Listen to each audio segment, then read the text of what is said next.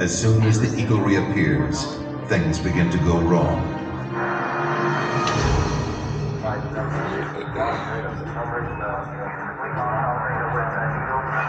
Radio communications break down. Messages to Eagle must be relayed through Mike Collins aboard the command module Columbia.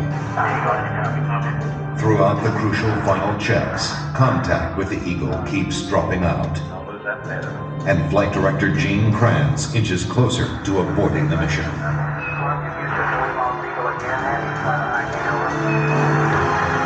Okay, we got data back. Radar flight looks good. With the vital computer links temporarily holding, the moment of decision is now. Okay, all flight controllers, don't go for landing. Retro, go, I don't go. Guys, go. Roll, go. Telcom, go. INC, go. Ecom, go. Surgeon, go. Capcom, or go for landing. Eagle, Houston, you're go for landing, over. Roger, say, go for landing. 1, 0.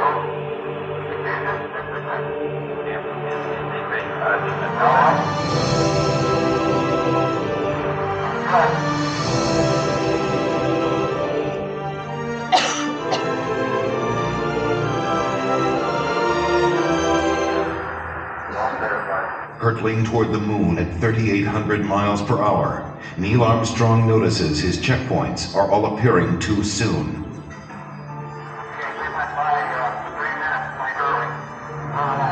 This means a serious navigation error. At these speeds, 3 seconds long means missing the safe landing zone by 3 miles.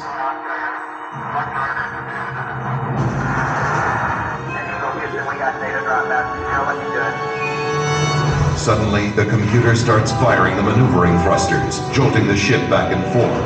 This has happened in simulations, but never this much, never this violent. The smooth descent is becoming a bumpy ride. Before that is fixed,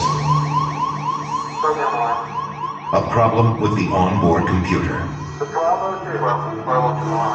The astronauts have rehearsed for thousands of possible malfunctions, but not this one. It had been considered too unlikely. Seconds seem like hours as everyone struggles to remember the meaning of a 1202 program alarm. The deadline to safely aboard is vanishing fast. 1202 means the Eagle's onboard computer is overloading. This means Houston is blind, unable to make navigation corrections or interpret the data coming from Eagle's computer. Armstrong and Aldrin are on their own. Mission Control decides they can go ahead if the data link doesn't fail again. 1,000 feet, and Neil Armstrong can see that the computer is proposing to put them down in a dangerous place. That landing site is full of boulders. If they land there, they will never take off again.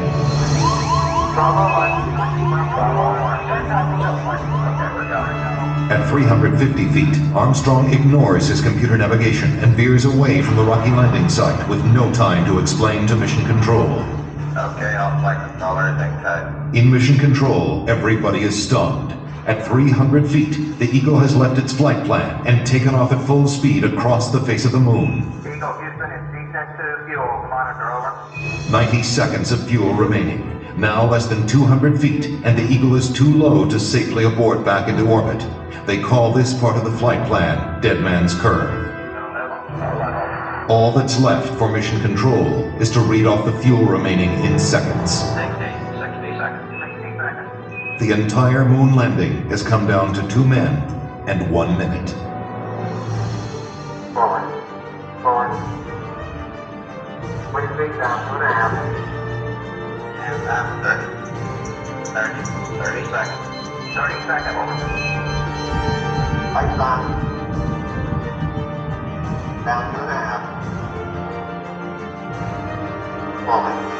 Forward. 30 feet, 2.5 down. Make a shadow. 4 forward.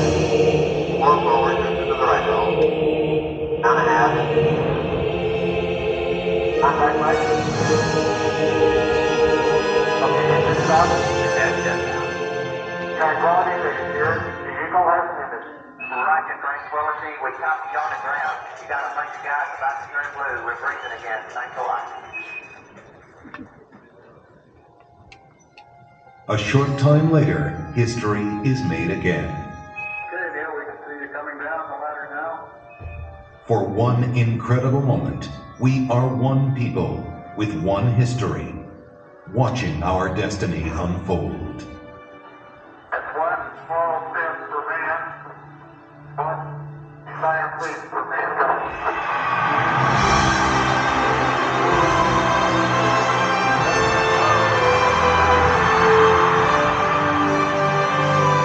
Armstrong is on the moon. 38-year-old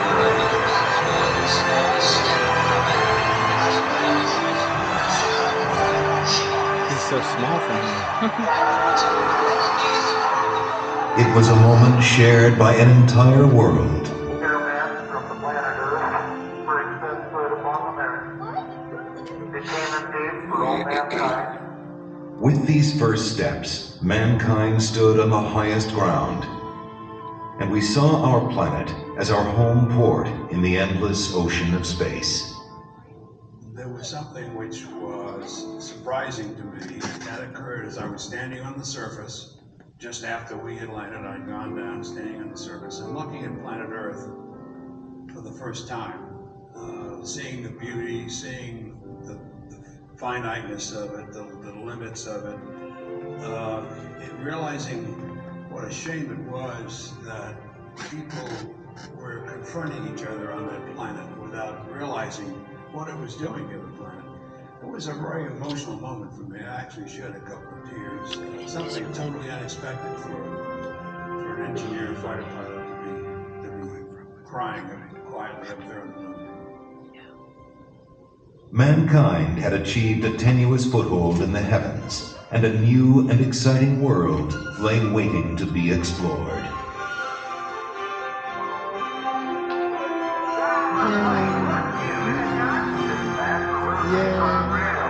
The first mission had stayed for only 1 day, but over the next 3.5 years, 5 more Apollo missions visited the moon, and with each one, we stayed longer, roamed further, and discovered more.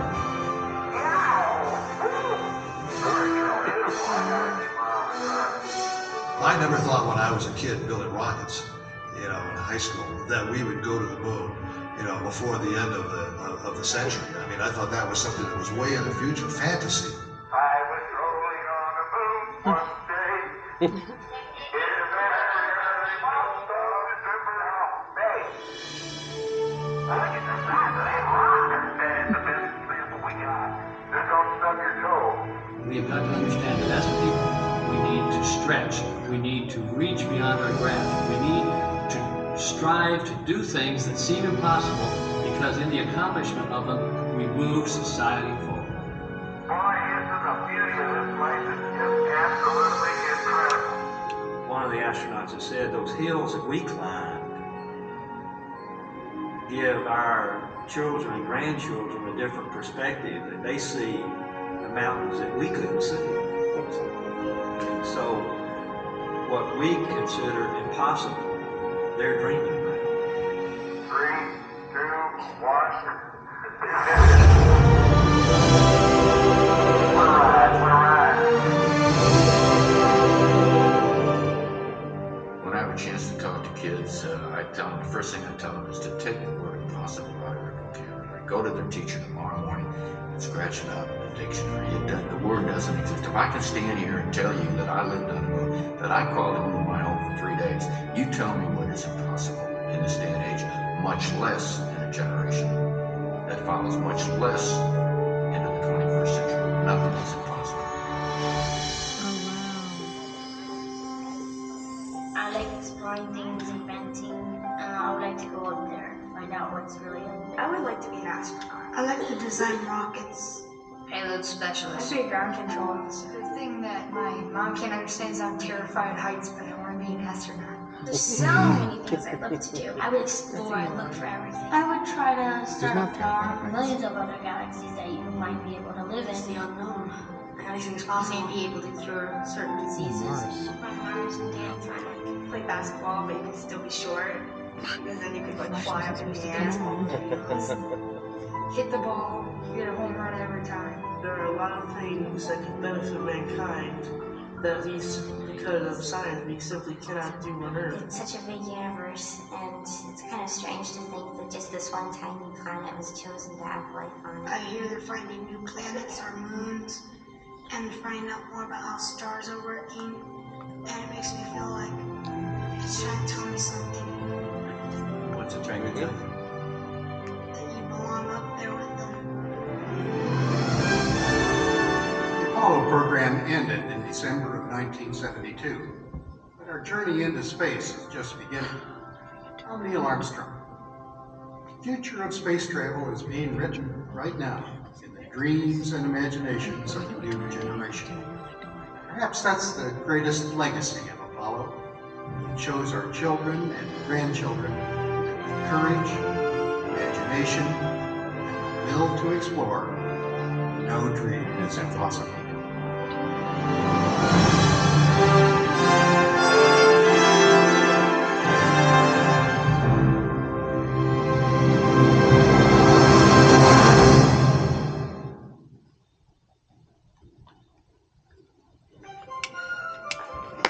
Please watch your step as you exit the